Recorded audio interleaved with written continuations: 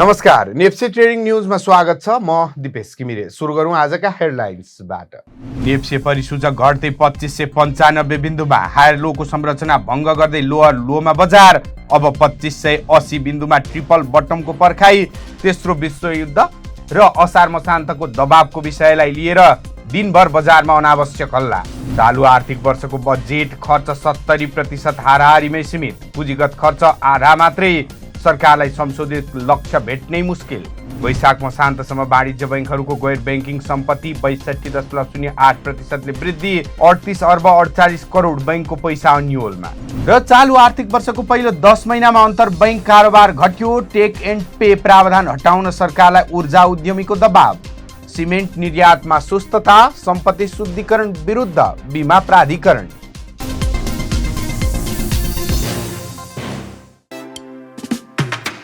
वर्षौंदेखि के तपाईले कम्पनी अद्यावधिक गर्नु भएको छैन? कि तपाईँ आफ्नो कम्पनी बन्द गर्ने सोचमा हुनुहुन्छ, या त कम्पनी रजिस्ट्रेसनदेखि अन्य काम गर्ने सोचमा हुनुहुन्छ?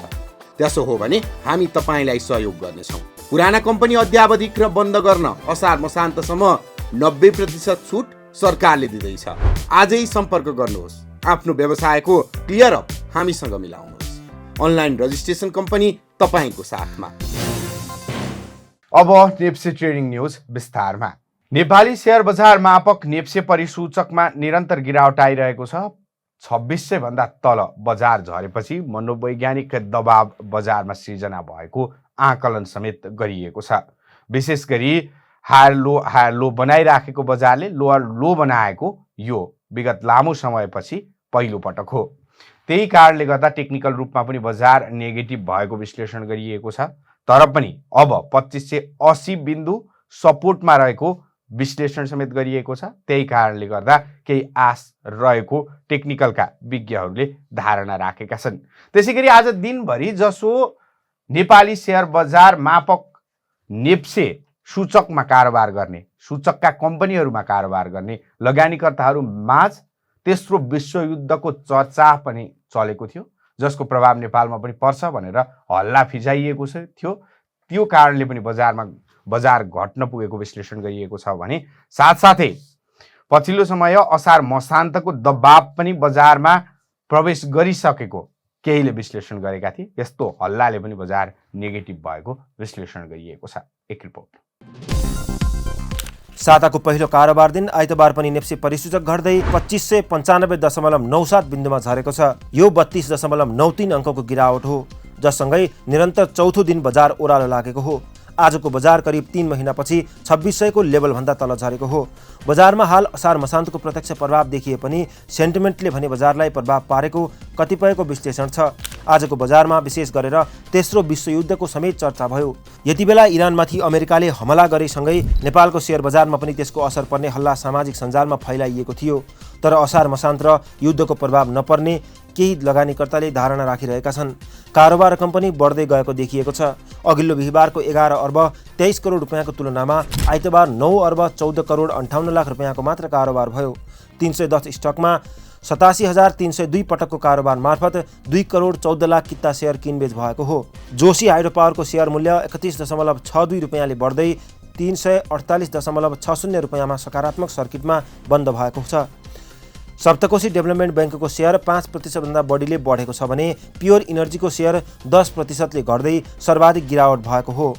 कारोबार रकमका आधारमा दोर्दीखोला जलविद्युत कम्पनी 75 करोड 73 लाख रुपियाँको कारोबार सहित शीर्ष स्थानमा रह्यो। बुटबल पावर कम्पनीको 74 करोड र राजविद्युत कम्पनीको 49 करोड भन्दा बढीको कारोबार भएको छ। 13 वटै उपसमूहको परिसूचक ओह्रालो लागेको छ। होटल तथा पर्यटन उपसमूह 3.13%ले, जलविद्युत उपसमूह 2.5%ले घटेको छ। त्यस्तै वित्त, जीवन बिमा, उत्पादन तथा लघुवित्त उपसमूह पनि 1% भन्दा बढीले घटेका छन्।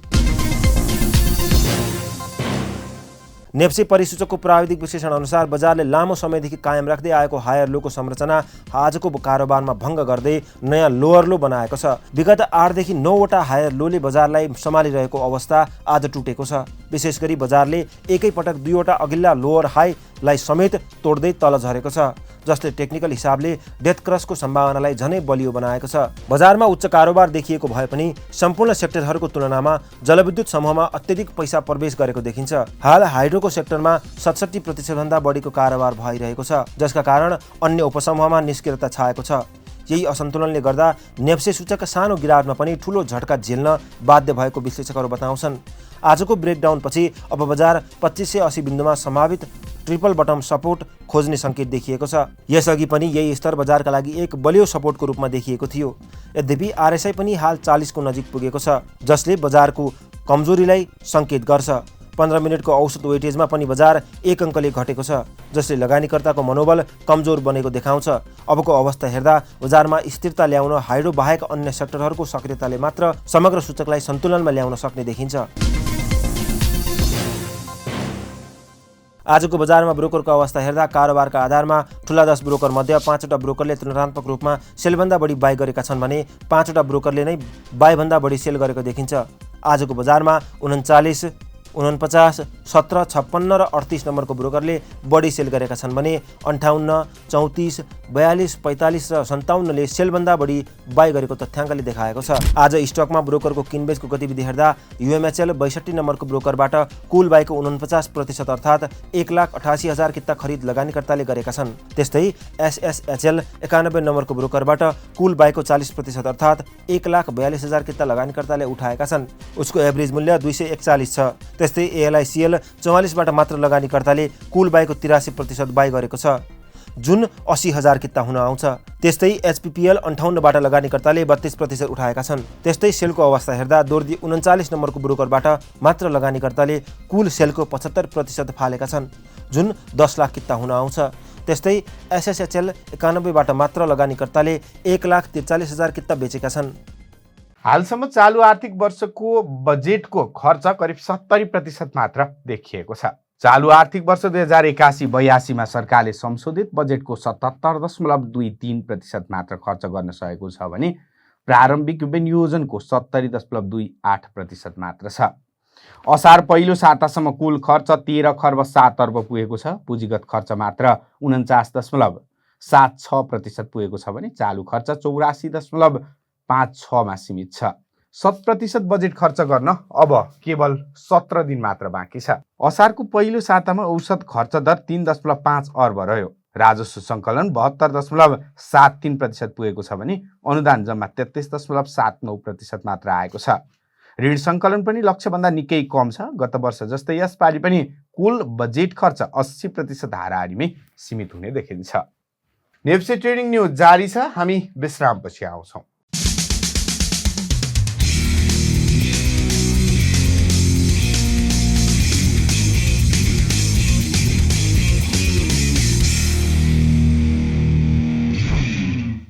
विश्रामपछि स्वागत छ। अब बाँकी न्युज। वैशाख मसान्तसम्म वाणिज्य बैंकहरूको गैर बैंकिङ सम्पत्ति 62% ले बढेको छ।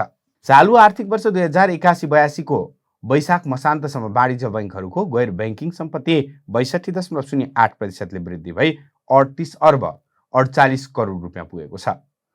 अघिल्लो वर्षको यही अवधिमा यो सम्पत्ति 23 अर्ब 74 करोड रुपियाँ मात्र थियो। नेपाल राष्ट्र बैंकको तथ्याङ्क अनुसार सबैभन्दा धेरै गैर बैंकिङ सम्पत्ति ग्लोबल आइएमई बैंकमा देखिएको छ, जसको कुल गैर बैंकिङ सम्पत्ति 5 अर्ब 95 करोड 83 लाख रुपियाँ पुगेको छ।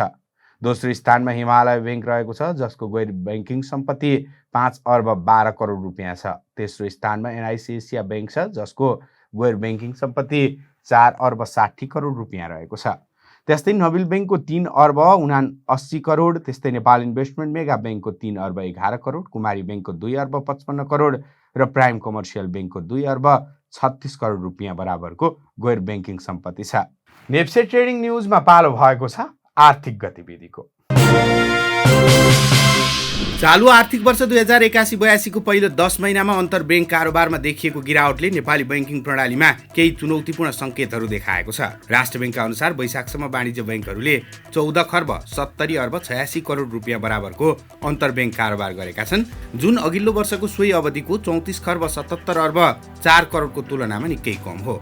अन्य वित्तीय संस्थाहरूको कारोबार पनि अघिल्लो वर्षको तुलनामा घटेर 14 खर्ब 9 अर्ब 68 करोडमा झरेको छ। सरकारले बजेटमा ल्याएको विद्युत खरिदमा टेक एन्ड पे लिउ र तिर प्रावधान फिर्ता लिन माग गर्दै ऊर्जा उद्यमीहरू सामाजिक सञ्जालमा आएका छन्।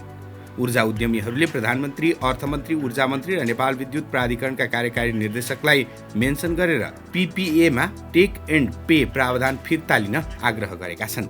यसअघि गत शुक्रबार प्रधानमन्त्री केपी शर्मा ओलीलाई भेटेर ज्ञापन पत्र बुझाएका प्रवर्तकहरूले शनिबार प्रधानमन्त्री ओली सहित उपप्रधान एवं अर्थमन्त्री विष्णु पौडेल, ऊर्जा मन्त्री दीपक खड्का र विद्युत प्राधिकरणका कार्यकारी निर्देशक हितेन्द्र देव साक्यलाई एकैपटक 100औं एसएमएस गरेर टेक एन्ड पे प्रावधान फिर्ता लिन आग्रह गरिसकेका छन्। आन्दोलनको तेस्रो दिन ऊर्जा उद्यमीहरू सामाजिक सञ्जालमा आएर ऊर्जामा निजी क्षेत्र समाप्त पार्ने, लोडसेडिङ निम्त्याउने, लगानीकर्तालाई डुबाउने र देशको अर्थतन्त्र सिद्ध्याउने टेक एन्ड पे पीपीए खारिज गर्न उक्त प्रावधानको विरोध गरेका हुन्। भन्सार विभागले सार्वजनिक गरेको तथ्याङ्क अनुसार चालु आर्थिक वर्षको जेठ मसान्तसम्म पनि सिमेन्ट निर्यातमा सुधार देखिएको छैन। विभागको तथ्याङ्क अनुसार चालु आर्थिक वर्षको 11 महिनासम्म कुल 8,08,136 टन सिमेन्ट निर्यात भएको छ, जुन गत वर्षको सोही अवधिको तुलनामा 69.44% कम हो। गत वर्षको सोही अवधिमा 26,44,000 टन सिमेन्ट निर्यात गरिएको थियो। गत आर्थिक वर्षको जेठ मसान्तसम्म 3 अर्ब 65 करोड 71 लाख रुपियाँको सिमेन्ट निर्यातबाट नेपाल भित्रिएको थियो। यस वर्षको जेठ मसान्तसम्म 3 अर्ब 33 करोड 55 लाख रुपियाँ भित्रिएको छ, जुन तुलनात्मक रूपमा 27%ले कम हो। नेपाल बीमा प्राधिकरणका अध्यक्ष शरद ओझाले सम्पत्ति शुद्धिकरण विरुद्ध नीति, रणनीति, प्रणाली र मापदण्ड तयार गरी कार्यान्वयन गर्न बीमा कम्पनीहरूलाई निर्देशन दिएका छन्।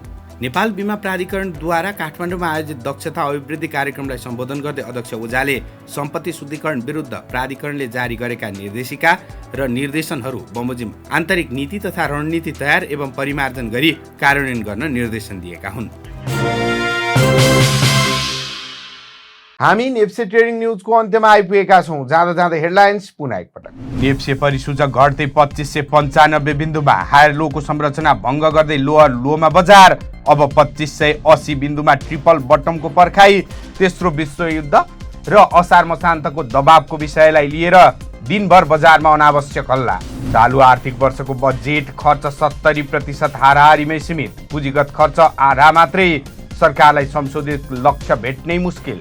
वैशाख मसान्तसम्म वाणिज्य बैङ्कहरूको गैर ब्याङ्किङ सम्पत्ति 62.08%ले वृद्धि। 38 अर्ब 48 करोड बैङ्कको पैसा अन्यलमा।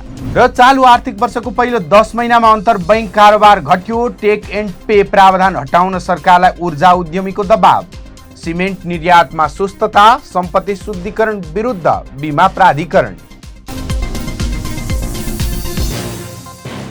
हवस् त, नेप्से ट्रेडिङ न्युज आजलाई यति नै। हेर्दै गर्नुहोला nepsetrading.com।